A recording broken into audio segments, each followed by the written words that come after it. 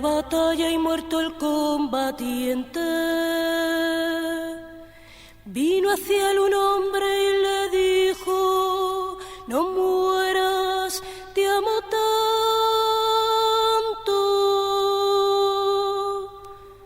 Pero el cadáver ahí siguió muriendo,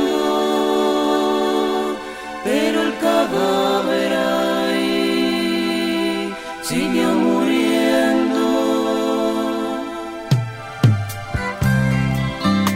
Se le acercaron dos y repitieronle: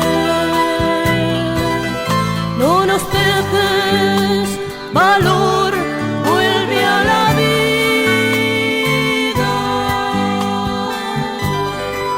Pero el cadáver ahí siguió muriendo,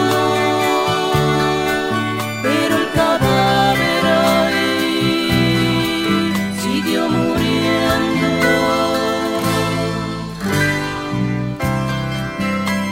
Acudieron a él 20, 100, 500.000 clamando: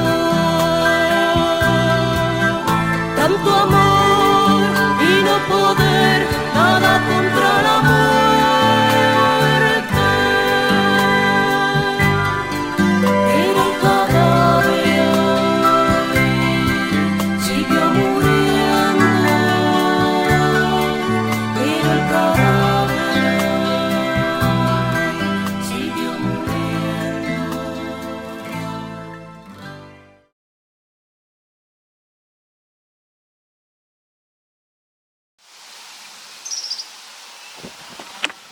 ¿Qué pasó en septiembre de 2012? Bueno, pues nos llegaron noticias de que se había producido una gran mortandad de fauna, sobre todo de peces, en las orillas de Loja, y que aquella circunstancia pues era sobrevenida a una serie de pruebas que se estaban realizando en un sistema de bombeo.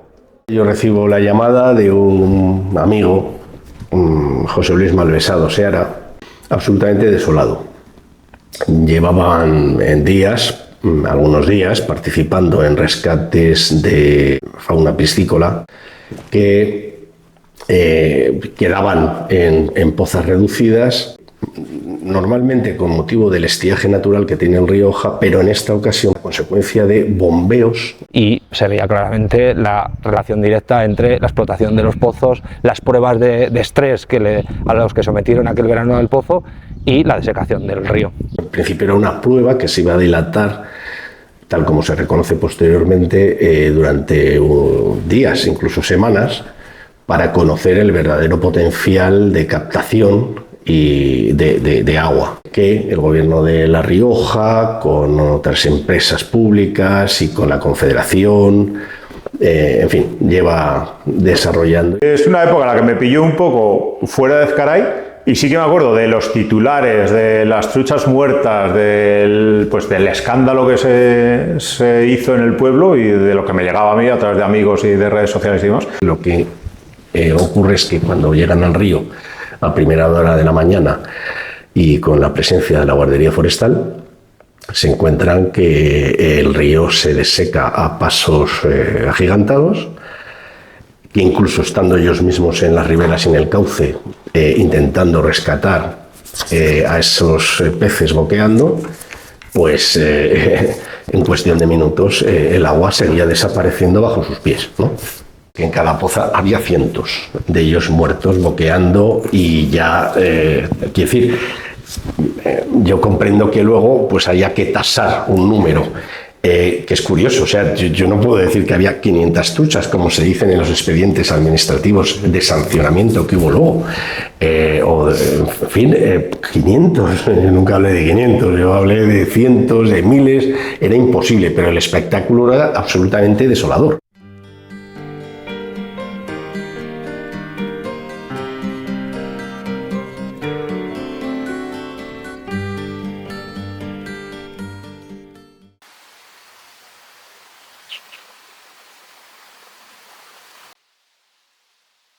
Lo que estamos hablando de la captación de aguas fundamentalmente se basa en hacer un pozo para captar agua de ese acuífero profundo, que es un acuífero, las rocas calizas, ¿sabes? Las rocas estas, las peñas Santo Cuatro, hay una banda caliza que absorbe también, el agua se infiltra, pero se infiltra más, se infiltra dentro de toda la roca y forma, al final, por disolución a veces forma simas o cosas así, y ahí hay un acuífero, o sea, ahí hay agua que procede de todo el aporte también de la sierra y tal. Y el 14 de septiembre es cuando yo presento denuncia en compañía de José Luis Malvesado Seara, también en representación en este caso de la Sociedad Local de Caza y Pesca de Ezcaray con su autorización y como mandatario de la misma, y luego de otros dos vecinos, uno de ellos de Ojacastro, José Luis Bravo, y también Javier González Mesonero. Así que fuimos 4 los que el día 14 nos habíamos concitado para formular las denuncias que cada uno tuvimos por conveniente. Con todo lujo de detalles y, por supuesto, además aportando pues un pendrive en el que había, pues, no sé, más de 300 fotografías de lo que había sucedido. José Luis Bravo lo hace como vecino de Ojacastro, como hace lo mismo Javier González Mesonero, porque son vecinos de Ojacastro que además detectan otras incidencias, ya no solo es la mortandad de la ictiofauna, no. Además, se dice que dejan sin agua potable a los vecinos de Ojacastro el sábado 8 de septiembre. O sea, quiero decir que es que esto generó una serie de incidencias que llegan incluso a Santo Domingo, porque de Santo Domingo yo conservo el bando en el que el viernes 7 ya se avisa a los vecinos diciendo que hay restricciones de agua porque hay problemas de abastecimiento. Lo que sí es preocupante, y por eso Ojacastro reclama soluciones ante la irresponsable extracción de agua que amenaza el futuro del Valle del Oja. José Mari Merino, buenos días. Buenos días. Vamos a ver, el problema viene de atrás. Llevábamos 2 años en el río Oja con pruebas y luego ya con bombeos real de la estación, que al llegar al mes de agosto, los cauces molinares de Ojacastro se secaban. ¿Por qué? Coincidiendo con la sequía, los bombeos que hacen a la estación de tratamiento de aguas potables de Ezcaray van achicando el aluvial. La estación de aguas potables decidieron alimentarla con los pozos. Y los pozos no dan agua suficiente. ¿Qué hacen estas bombas? En invierno, cuando hay agua, chupan del río porque lo tienen lo más fácil. Está claro. Y cuando el río va bajando, empiezan a chupar del aluvial.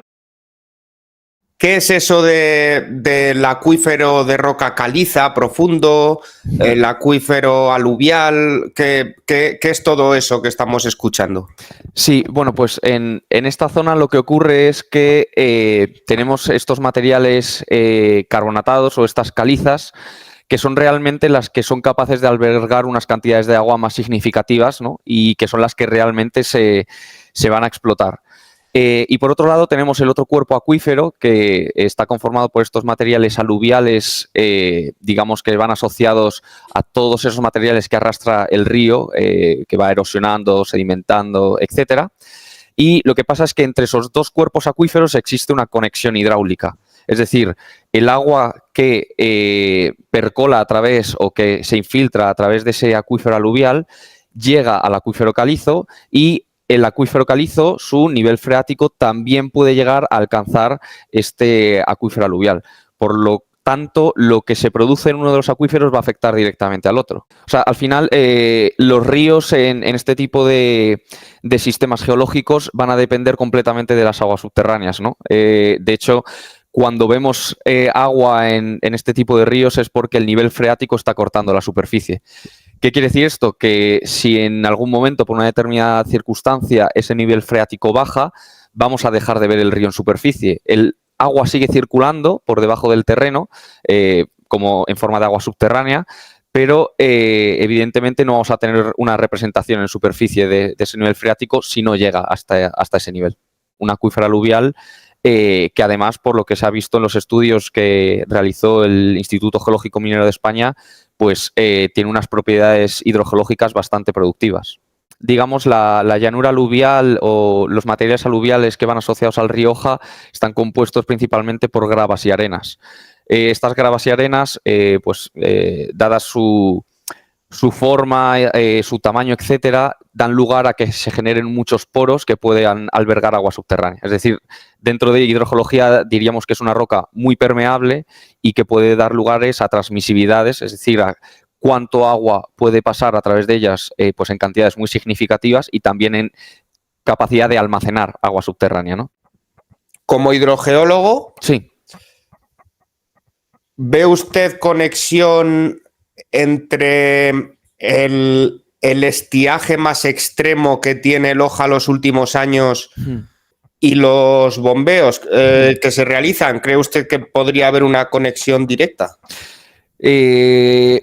Por lo que se deriva del informe del IGME, se vio claramente cómo cuando comenzaban los ensayos de bombeo de larga duración, el río Oja perdía caudal muy rápidamente, lo cual tiene sentido desde un punto de vista hidrogeológico conceptual. O sea, si los dos acuíferos están conectados y nosotros sacamos agua del acuífero de abajo, lo que estamos haciendo también es deprimir el nivel freático y por tanto estamos afectando al río Oja.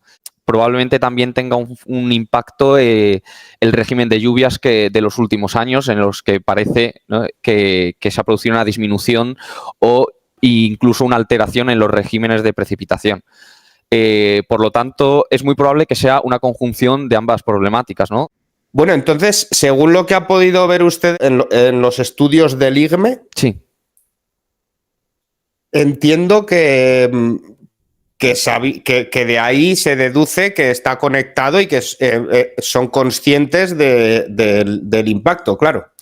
Sí, completamente. O sea, de hecho, en el estudio del IGME cuantificaban qué porcentaje del agua que se extraía durante el ensayo de bombeo correspondía a, digamos, el agua que estaba almacenada dentro del acuífero calizo y qué parte era agua que estaba, según ellos extraían, se infiltraba por parte del acuífero aluvial, como una especie de cinta, ¿no?, transportadora. Nosotros sacábamos agua mediante el pozo y el agua del río se iba infiltrando para ocupar el espacio que dejaba ese agua. Yo creo que realizar un ensayo de bombeo y provocar el descenso de los niveles es ya una prueba fehaciente de que ahí está ocurriendo algo y si se quieren mantener esos servicios ecosistémicos, pues al final luego hay que poner en valor todo, ¿no? O sea, lo que se obtiene a partir de ese abastecimiento para consumo humano, pero también el impacto que eso tiene en los ecosistemas.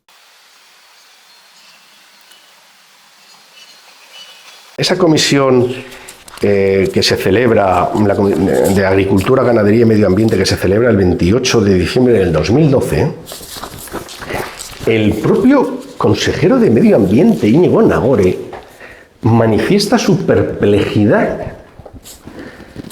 O sea, el consejero de Medio Ambiente se manifiesta perplejo en relación a las actuaciones indagatorias de la Guardia Civil, del Seprona, que se persona en las dependencias de la Dirección General del Medio Natural para preguntar, interrogar. Una vez que un particular o un colectivo, una asociación, se presenta ante el cuartel de la Guardia Civil para hacer una denuncia de oficio, pues evidentemente a partir de ese momento la Guardia Civil tiene que abrir un expediente que primero tendrá unas diligencias previas donde ellos verán si ciertamente aquello puede ir a alguna parte o si es algo que no es sancionable. En primer lugar, dice sin precedentes, porque realmente nos ha sorprendido la extensión del número de personas, la diligencia con que se ha actuado en esta ocasión a instancia, no sé si de oficio o motivado por alguna denuncia.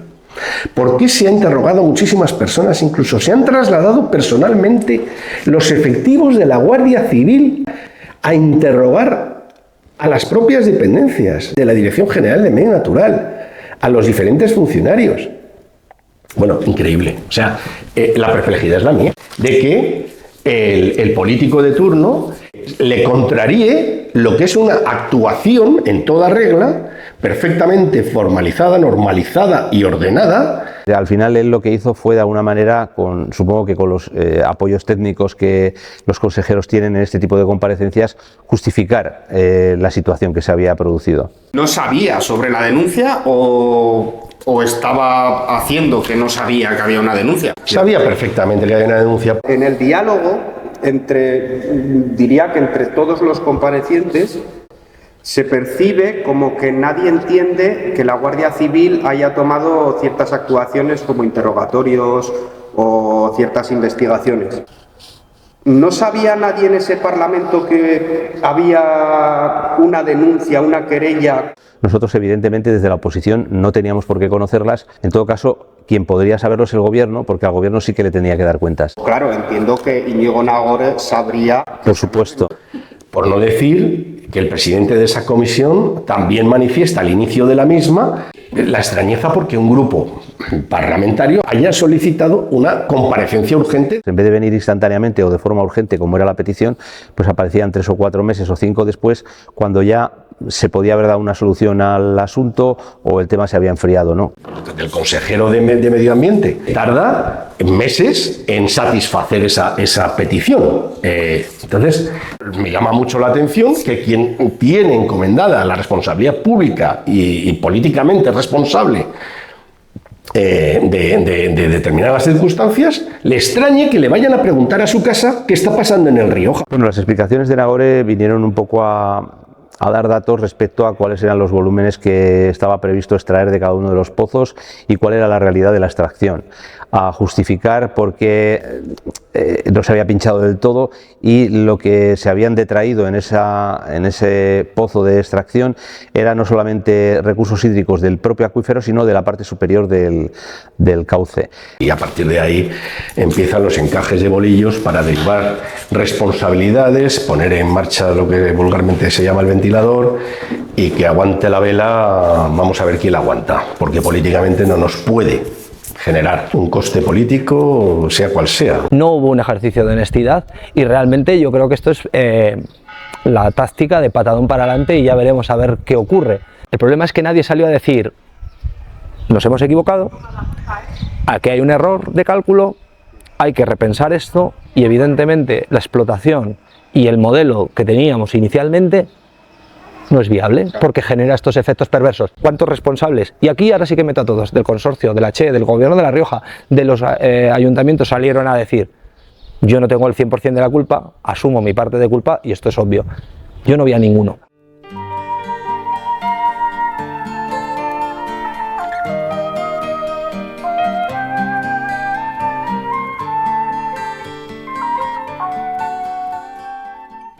El papel de la Confederación Hidrográfica es un papel de gestión de cuenca, con independencia de las comunidades autónomas. Y la gestión de lo que son los recursos hídricos corre a cargo de la Confederación Hidrográfica del Ebro. Mira, la CHE es el organismo superior, ¿no?, de todos, que es la que controla todos los ríos y acuíferos.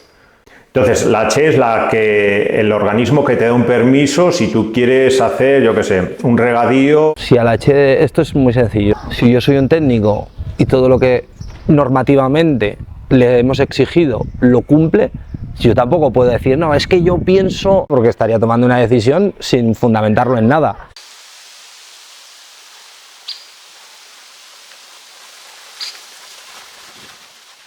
¿Y qué pasó con la denuncia? Bueno, pues que la denuncia da lugar a la interposición de una querella contra todos aquellos instituciones, organismos públicos o no, que tuvieran que ver o hubieran tenido que ver con esta actuación en el Rioja. Seprona, en su atestado, y nosotros en nuestras denuncias y aportando todo tipo de pruebas fotográficas, testificales, etcétera, efectivamente acreditamos que los hechos pueden ser perfectamente constitutivos de un presunto delito contra el medio ambiente. Para finalmente, en el juzgado de instrucción de Haro, número 2, en 26 de octubre del 2015, mediante auto, declarar que se han practicado todas las diligencias de investigación que constan en autos y que pues no se infieren indicios suficientes de perpetración de ningún tipo delictivo. con lo cual se procede a declarar el sobreseimiento. Vengo de la Rioja entera, donde a la tierra le roban la sangre de sus entrañas para brindar con la historia un vaso rojo de viña y luego seguir la copla. Traigo la voz de mi gente para que todos la oigan. Es la voz de la vergüenza, es la voz de la otra Rioja. Yo, hasta donde sé, una resolución sancionadora de la administración del gobierno de La Rioja. Se habla de entre Algo así. 300 y 3.000. En la comisión parlamentaria Sí, se bueno. habla de una sanción entre 300 y 3.000. Pues la sanción fue de 300 euros. Una multa que es equiparable a una multa de mal aparcamiento. Vamos a ver, una multinacional o una gran empresa que gestiona cientos de miles de euros es sancionada con 300 euros. Suena chiste, suena chiste, pero desgraciadamente no lo es. Hay que tener en cuenta que cuando se sanciona esa situación que se produce a la hora de probar los pozos, quien pilota ese expediente administrativo de sanción es el propio gobierno de La Rioja. Lo que pasa es que también Confederación instruyó expediente sancionador, prescribió y finalmente no fue abonada ni impuesta por inacción en el expediente sancionador por parte de la propia Confederación.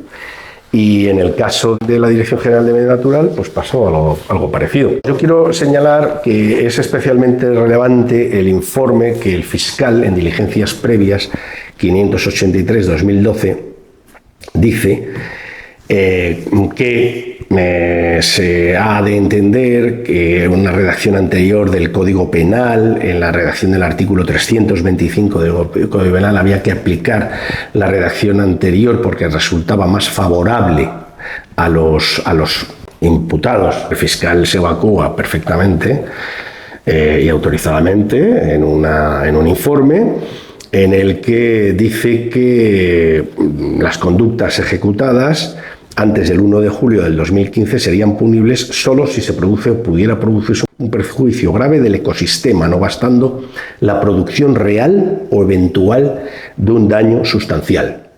Y este es el quid de la cuestión, en la que se ampara la jueza de instrucción para decretar el sobreseimiento.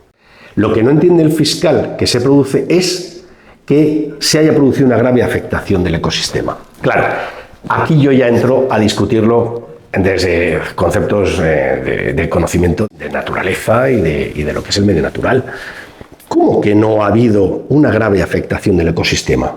Cuando se recupera mínimamente el curso en superficie del caudal del río Oja en el tramo en el que hemos denunciado que se ha producido esa afectación, ¿creemos que con eso, en cuanto vemos el agua, se ha recuperado el ecosistema? ¿Qué entiende el fiscal por ecosistema?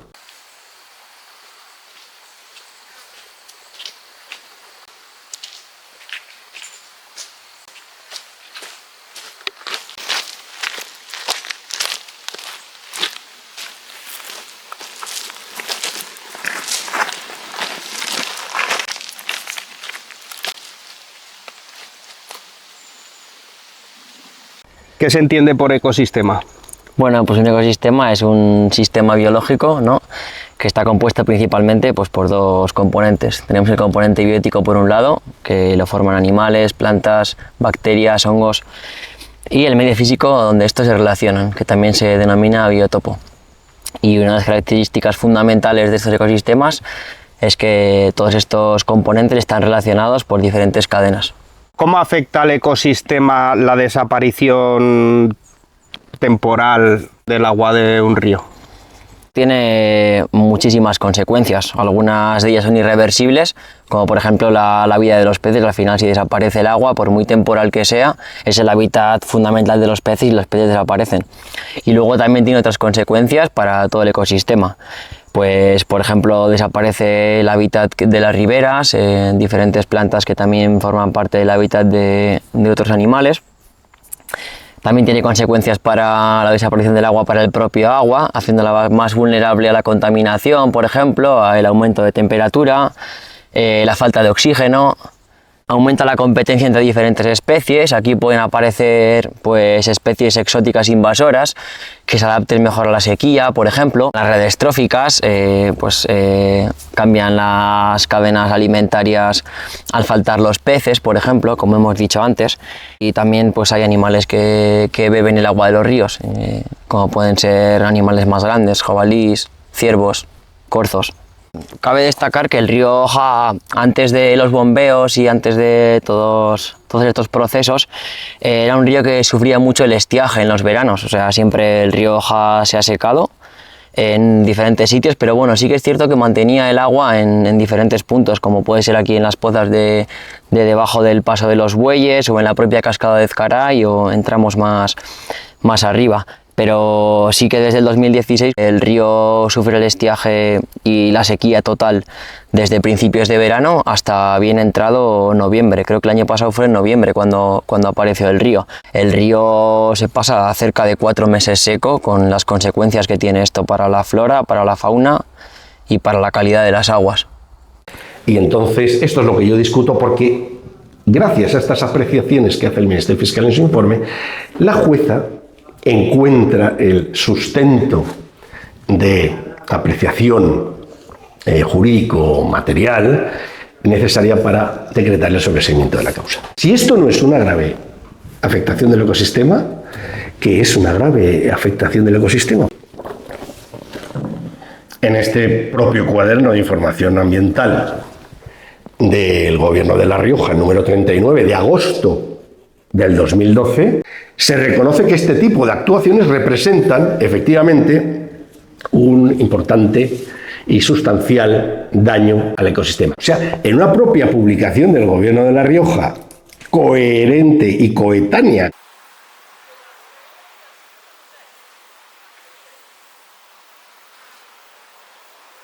¿Puede estar esto relacionado, esta benevolencia de la justicia, con la presidencia de Aquaebro en aquel entonces? En aquellos momentos presidía Aquaebro una insigne ex dirigente, ex consejera y ex de todo del Partido Popular. Una persona que había sido vicepresidenta del Gobierno de La Rioja y también había sido consejera de Medio Ambiente en la comunidad autónoma, que era la señora Aránzazu Vallejo Fernández. Todos eran del mismo partido político también. Por lo tanto, ¿se podría haber puesto un mayor acento en la sanción? Pues lo desconozco. La verdad es que la situación y el escenario era el que era. Yo lo que pienso es, normativamente está preparado para ser benévolo. Es decir, yo no estoy tampoco diciendo que se archivó la denuncia, pues probablemente dijeran, no, aquí normativamente y legalmente no tienen ninguna responsabilidad. Uy, han tenido un fallo. En otras situaciones similares que se habían dado no hacía mucho tiempo, en otros cauces, se había actuado con más contundencia a la hora de llevar adelante un expediente sancionador. La situación de que quien realizara el proyecto fuese la propia comunidad autónoma, quien estuviese al mando de las obras fuese Aquaebro, con una directora que era ex alto cargo del propio Gobierno de La Rioja, que había ocupado las mismas funciones. Todo ello hacía que, a nuestro entender, se hubiese podido actuar de una forma más benevolente. Y esto es como el típico pasatiempos de niño pequeño de una usted la línea de puntos, y al final es las puertas giratorias, una persona que ha estado con responsabilidades de gobierno tomando decisiones, haciendo cambios legislativos, cambios normativos, teniendo poder, y luego vas a una empresa que gestiona el agua.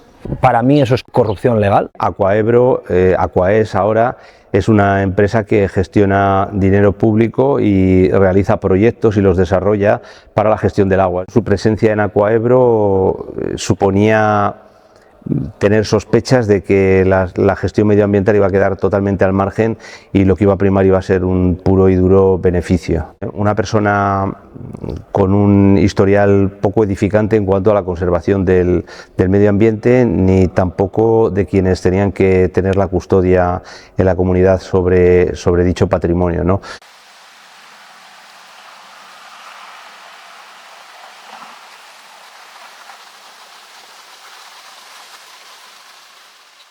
bueno, pues ahí se acabó, no apelamos ese sobreseimiento en el convencimiento de que la causa desde luego no prosperaría, dado cómo estaba armado desde distintos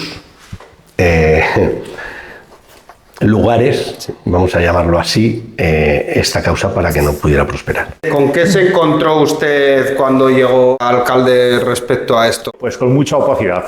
Con mucha opacidad por parte de los técnicos de la Consejería del Gobierno de La Rioja. Para que te den un documento y te digan algo, ¿sabes? Les tienes que amenazar. Todo el proyecto se basa en ese planteamiento, en que hay estudios, hay pruebas, pero evidentemente al final lo que había era un objetivo. ¿Qué ocurre? Cuando se hace el proyecto, se construyen las tuberías, se hacen los pozos y se ve que automáticamente cuando explotas esos pozos lo que estás haciendo es desecar el río. Lo que sí es verdad es que tenemos que respetar nuestros ríos, que tenemos que respetar los caudales ecológicos, que no todo vale y que cuando se mete la pata hay que atender las responsabilidades que se derivan de ello. Está todo íntimamente relacionado con el modelo económico que tenemos en este país, que en vez de apostar por un modelo de reducir consumos, ser más eficiente, hacer un buen uso de los recursos, no, aquí se trata de jugar siempre a lo mismo, que es la especulación. Yo me acuerdo una vez que vinieron 3 técnicos de la Consejería de Medio Ambiente, los que llevan todo el tema de aguas, me pedían el sobrante del depósito de Ezcaray, de agua. Esa primera reunión fue muy tensa y les pedí un montón de informes y demás que nunca me dieron. Yo cuando vi el proyecto que lo tenían ya hecho, no era el sobrante, o sea, es decir, el agua que tiras, sino era un bypass que ponen a la entrada antes del depósito y ellos tienen la llave, entonces se llevan un tanto por ciento de agua de la entrada. Entonces yo dije, no, agua de la entrada no, y a mí si me estás hablando del sobrante, yo os la doy. Y entonces, claro, empezaron con argumentos un poco técnicos, dudosos, ¿no? Porque la estación está un poco más alta, hay que meter alguna bomba, tenemos que aprovechar el agua de la entrada, porque claro, nosotros luego la tratamos. Digo, pues os la doy ya clorada, ¿sabes? Digo, es agua que ya tenéis tratada. Digo, no, mira, eso que os arreglo. No, porque tiene que ser agua que venga sin clorar, ¿qué tal? Y entonces, pues vi que eran cosas que no me gustaban nada y la verdad es que sí, rompimos relaciones. Que tú en el grifo de tu casa des al grifo y te salga el agua, pues evidentemente tiene un coste. Pero una cosa es que una cosa tenga un coste y otra cosa es hacer negocio de algo tan elemental como el agua. Cuanto más agua se gasta, cuanto más agua se distribuye, mayor es el volumen de beneficio. Si aquí el agua que se coge de un manantial en un depósito salía gratis, porque es una instalación que está hecha, amortizada hace muchos años, ahí el litro les costaba un pastizal. Porque hay un mercado del agua. Es decir, es que la denuncia por la mortandad de truchas, por el impacto que se causó en el río Oja, con esas actuaciones, esos bombeos absolutamente brutales y desinformados, porque luego el propio consejero de Medio Ambiente reconoce que no tenían claro si el aluvial del Oja estaba conectado con el freático. Y dices, oh, sorpresa no. Años antes ya lo habían constatado y lo reconoce el propio Gobierno de La Rioja en esa comisión. En el momento en el que se mete el lucro, que se mete la búsqueda del beneficio, se parte la cadena, se parte el equilibrio.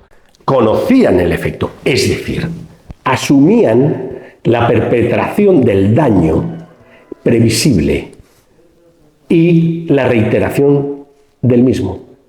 Y lo hicieron, y no dudaron. Quien gestiona el servicio condiciona absolutamente todo. El mercado del agua está participado al 50% por el Gobierno de La Rioja. Al final el gran problema de esto es la indefinición en las competencias. Si convertimos el agua en el negocio, yo pienso que esas instituciones al final o tienen poco sentido o no tienen la capacidad que deberían tener. Esto es un entramado competencial complejo, pero evidente y claro. Y luego la normativa aplicable también está perfectamente dispuesta y establecida. Y sigo considerando que se perpetró un delito ecológico contra el medio natural porque se cumplió el tipo penal en todos sus elementos. El agua que ves en el río tiene precio, no valor. Pero más sano. Y ahí dice, bueno, cuando toca la espalda es porque algo que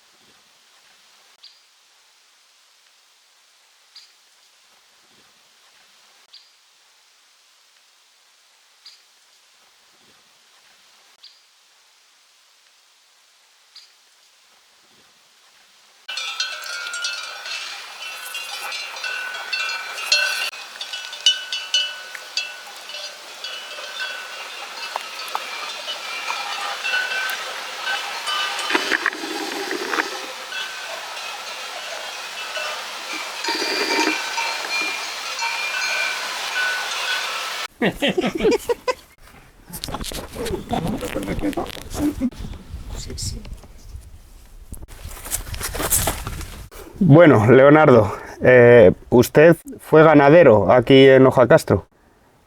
En Ojacastro, falta de agua para el ganado, no recuerdo yo que haya habido. El ganado mismo iba, no iban todos a la vez a beber, iba una vez una, después iba otra y así, iban a beber y nunca les faltaba agua. ¿No era una preocupación en verano? En verano tampoco. No era preocupación, no. Sí se ha notado así. En verano y casi en invierno también se ha notado menos agua en los ríos. Claro, aparte de que llueve menos, también la sondean. No sé a dónde la llevan, pero se la llevan. No la dejan ir por su sitio.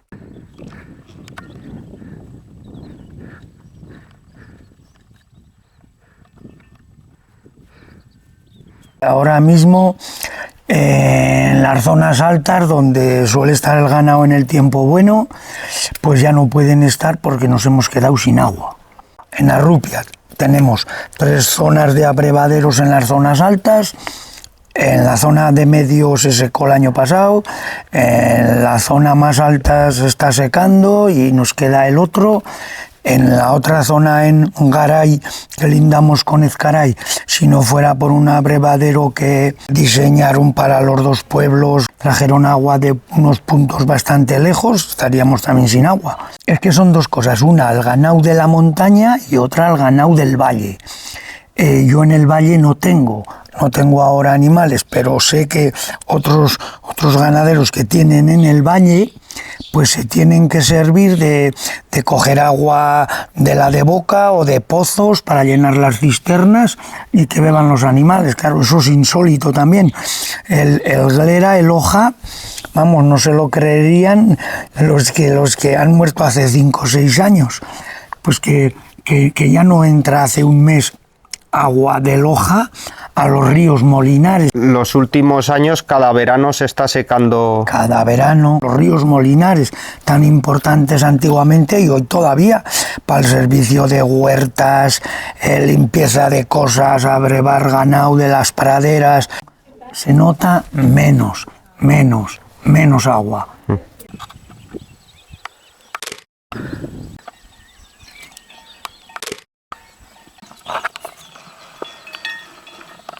Uy, cómo se refugian, tío, las madres.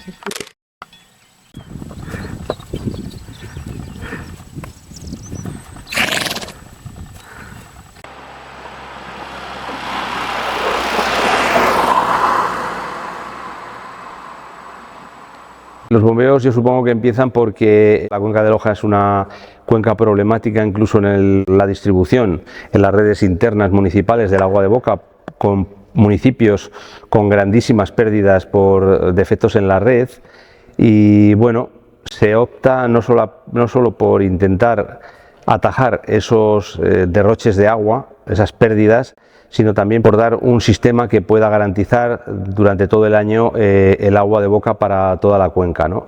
Uno de los problemas de base, que luego desemboca en toda esta escasez de agua y que hay que buscar de dónde sacarla, ¿no?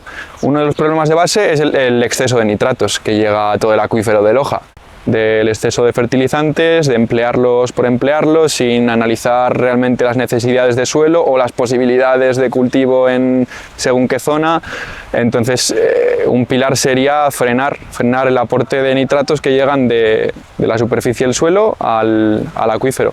Hace varios años se empezaron a hacer estudios para hacer el famoso embalse o presa de Urdanta. ¿Qué pasa? Que hay una confrontación muy fuerte. Entonces se busca como una solución alternativa, que es el tema del depósito, que tiene un pozo con unas sondas y sacan de ahí agua. Bueno, una vez es descartado el embalse, pues es la manera que tiene el Gobierno de La Rioja de darle una alternativa a ese embalse grande en cabecera que no se quería por parte de la población.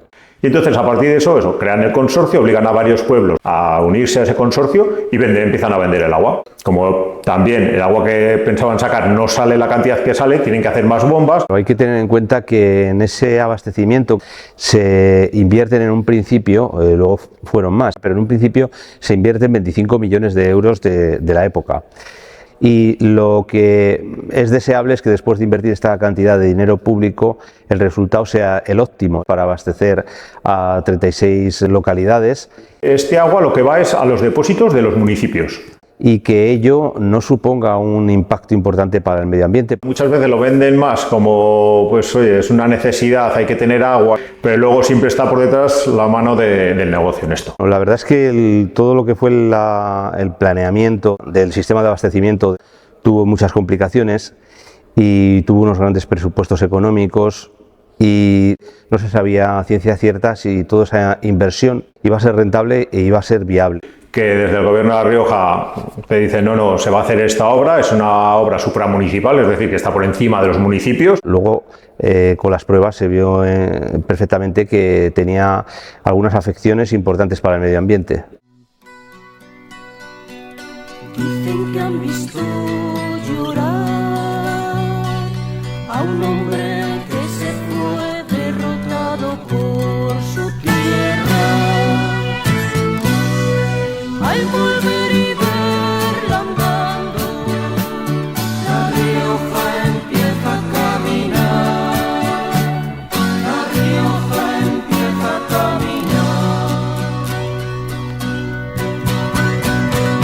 Dicen y digo también el futuro de esta tierra.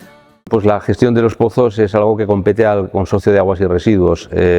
Es ese estamento que puso en marcha el Gobierno de La Rioja y que hace gestión de abastecimientos, de recogida de residuos. El Consorcio de Aguas es una entidad que sí que está conformado públicamente, que tiene una dependencia tanto con la comunidad autónoma como con los ayuntamientos que están consorciados. El consorcio, que es una agrupación de municipios que se adhieren, puede ser el tema del agua o puede ser recogida de basura, que se unen entre ellos para solventar problemas de un mismo ámbito, en este caso del agua, y que, por ejemplo, el comprar agua o el tener una estación la puedan pagar entre todos. El Consorcio de Aguas trabaja exclusivamente en la Comunidad Autónoma de La Rioja porque es un organismo, una herramienta del Gobierno de La Rioja, de su Consejería de Medio Ambiente, ahora Agricultura y Medio Ambiente. Depende básicamente de la Dirección General de Calidad Ambiental y ese organismo es el que hace la gestión sobre el terreno de los abastecimientos de agua. Entonces está el de Zaldierna, que es otro tema diferente. Sí. Porque es anterior, ¿no? Sí. El Pozo Santorcuato, que es el de la Picota. Que eso está conectado con la estación. El de Zorraquín, que está sin usar, pero... Está hecho el pozo. Y luego está Cantera 1 y Cantera 2. Uno sí. Porque yo uno sí que lo he oído sonar. Vale. Uno por lo menos funciona. Desconozco en detalle cómo están ahora funcionando esas captaciones. Sí que sé que funcionan. Desconozco si todas o algunas de ellas. Había varios pozos, había 5 en total, quiero recordar. El de Santorcuato creo que sí que está funcionando, pero en cualquier caso... lo que está claro es que no se han producido episodios en los cuales haya sido necesaria hacer alguna nueva inversión por falta de suministro de agua. Se sigue sacando agua de los pozos. El pozo de la Picota, pues cuando ponen las bombas a tope ya sabemos lo que pasa. La bomba también de donde está Ezcaray Internacional, la fábrica de butacas, también está operativa. Lo que pasa es que esa sé que la ponen menos. Hay una tercera bomba que metieron en Zorraquín, pero que eso aún no está conectado.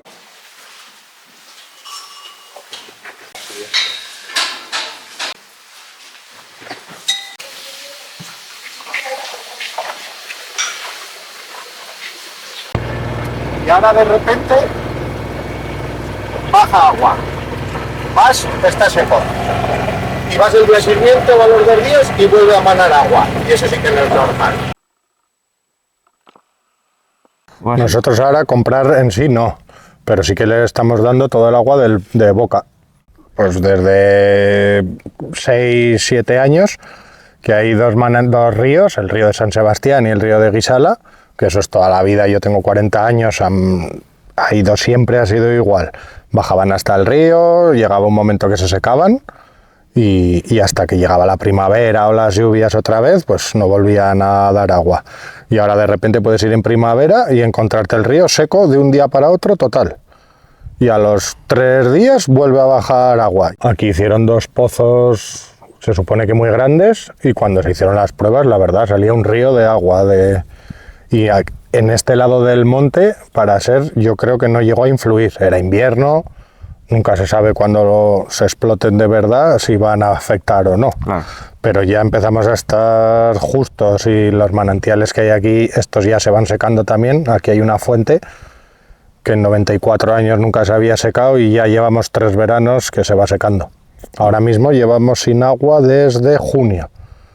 Vamos ahora a 31 de agosto. Desde junio. Y claro, es un monte entero que no tiene agua ningún animal, ni ciervos, ni ratón, ni perdiz, nada.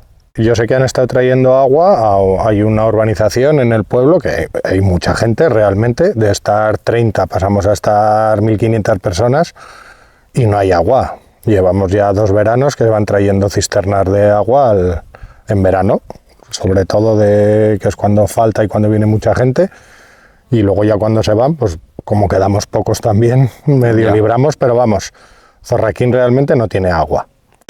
Pues eso, y lo dejaron todo machacado.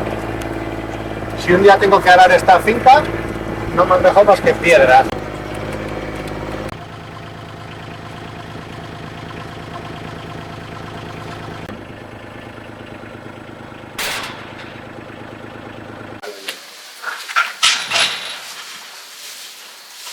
Eso está proyectado y eso lo van a hacer, ¿eh? Porque hicieron el sondeo, hicieron todas las pruebas en Zorraquín, y eso con los propietarios de varias fincas y parcelas que hay por el monte, es que ya están hablando, y eso va para adelante. El agua es un recurso limitado.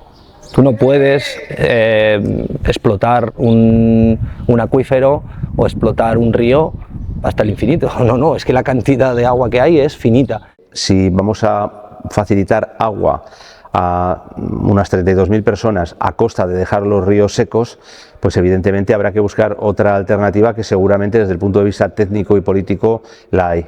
Ese modelo de pensar de que un valle puede abastecer de agua a un área indeterminada, indefinida, y que siempre creciente, tanto de usos recreativos, de usos domésticos, de uso industrial, eso creo que es donde partimos del error.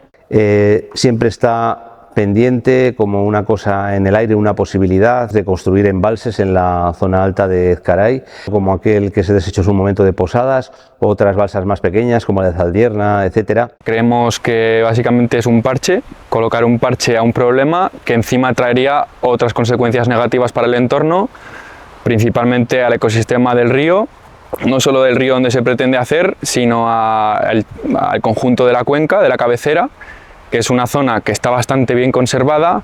De hecho, vive todavía el desmán ibérico, que no lo conoce mucha gente, pero es una joya de la fauna ibérica, y el embalse sería claramente negativo para la especie. Aísla poblaciones por la propia presa, pero también causa desequilibrios en el caudal, cambios bruscos de temperatura, cambios en la sedimentación. Claro, en el momento que llega aquí el agua, el consejero va a decir, bueno, pues hay que hacer algo porque fíjate la urgencia y no sé qué, la emergencia, pues hay que hacer una presa. Entonces se casca una presa, donde sea, así como con 2 cojones. Pero imagínate la planificación global. Aquí tenemos toda la tubería metida y no hay agua, o hay problemas con el agua. En el Ciso tenemos un super embalse hecho ahí para darle y regalar, y no tenemos nada de tubería. También había otras opciones como la construcción de pequeños azudes en el propio río que pudiesen soportar una cantidad de agua suficiente como para que cuando se utilizaran los pozos no causasen ese problema en las capas altas del río Oja al mermar el acuífero.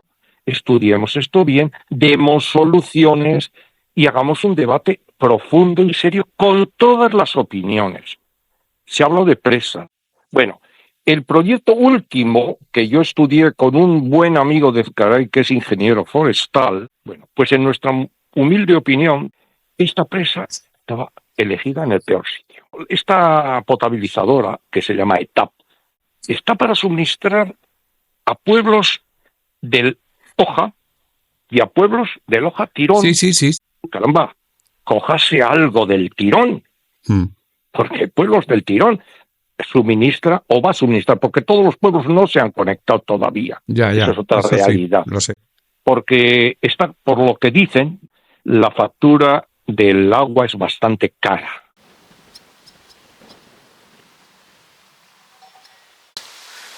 O sea, desde que bajé de ahí, o sea, bajaba por ahí el agua, 20 metros, y en 5 días, del día 13 al día 17 y 18, que volví a intentar regar y dije, ¡buah!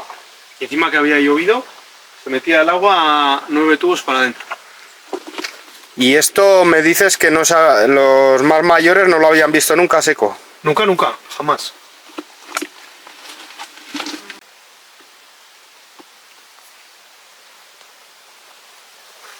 He estado hablando con el Ayuntamiento de Ojacastro y con el Ayuntamiento de Santurde, ¿vale? Los dos me cuentan un poco la misma historia, y es que ellos tenían su captación, pero se les dijo que se unieran al consorcio, se unieron al consorcio y en unos meses se dieron cuenta de que se les estaba cobrando de manera desmesurada, ¿no?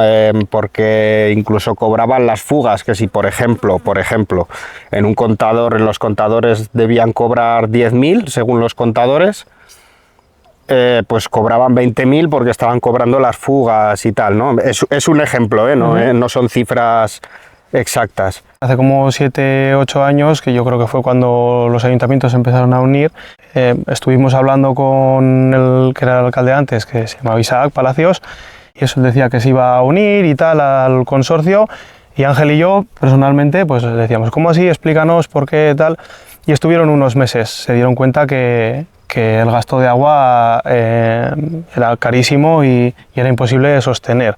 No es que se cobren las fugas, sino que el agua, el contador está puesto en el inicio de la toma de agua. Si tú tienes tu propia captación, como hasta ahora, y te entra el agua de tu manantial, no te enteras de las fugas, simplemente hay un gasto y un consumo.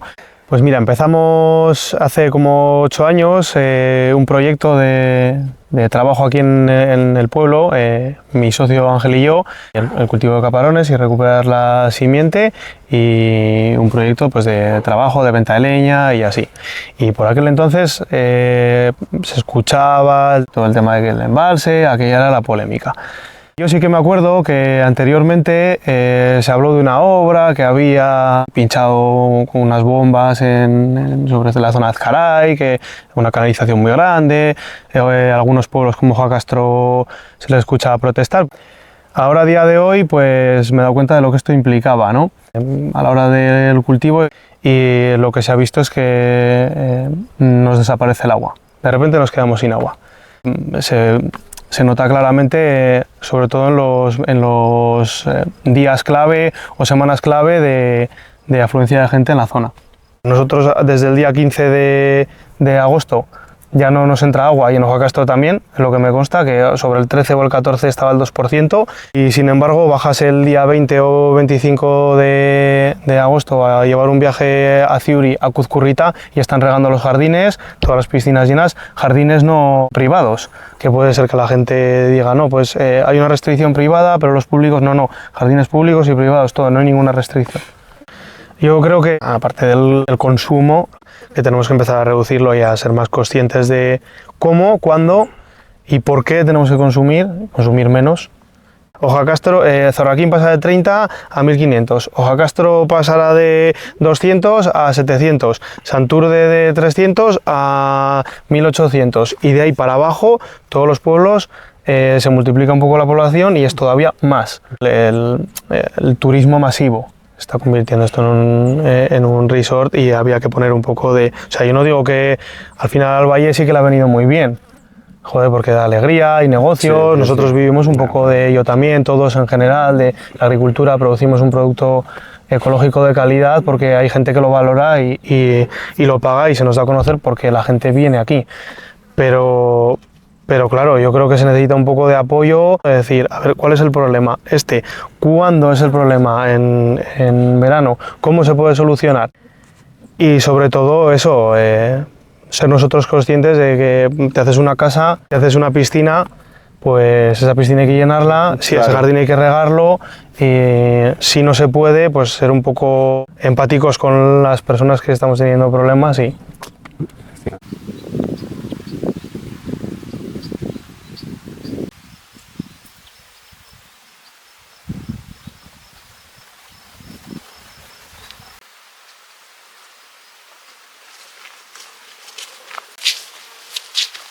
Si no llega a llover, esto como si no hubiésemos tenido nada.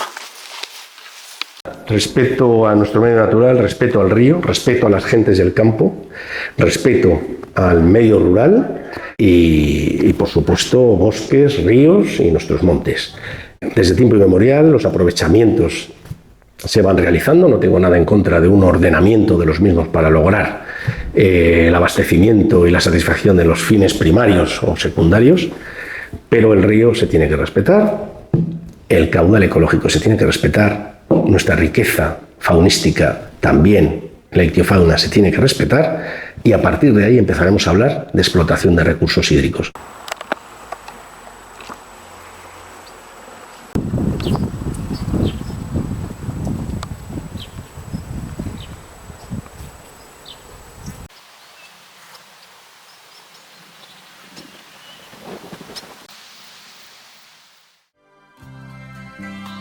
Me rodearon millones de individuos con un ruego común, quédate hermano.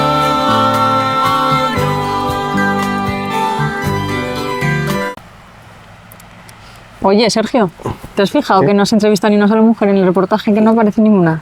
Cierto, cierto. Bueno, yo he buscado a los involucrados, pero el resultado ha sido este, así que, bueno, hay quien no ¿Ha participado? A quien no ha participado porque no ha querido, como la consejera de Medio Ambiente, Noemí Manzanos. Envié una instancia general a la Consejería de Medio Ambiente en virtud de la Ley 27/2006 del 18 de julio, por la que se regulan los derechos de acceso a la información, de participación pública y de acceso a la justicia en materia de medio ambiente. En virtud de esa ley solicité los expedientes relacionados con los hechos de 2012 y la respuesta fue que no consta expediente a los efectos en esta Dirección General de Calidad Ambiental, Cambio Climático y Agua. Así que... ¿Por parte de quién? Respondido por José María Infante Olarte, que ya era en 2012 Director General de Calidad Ambiental. Parece que no ha pasado nada, ¿no? O sea que, bueno, en esas estamos.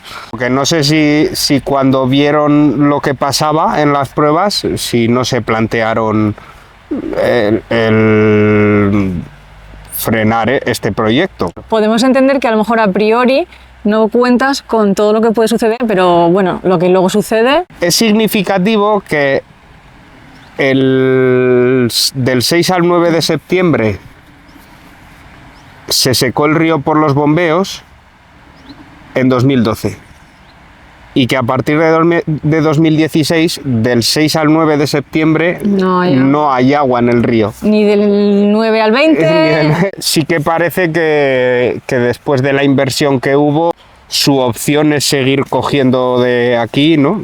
Sea al precio que sea, parece.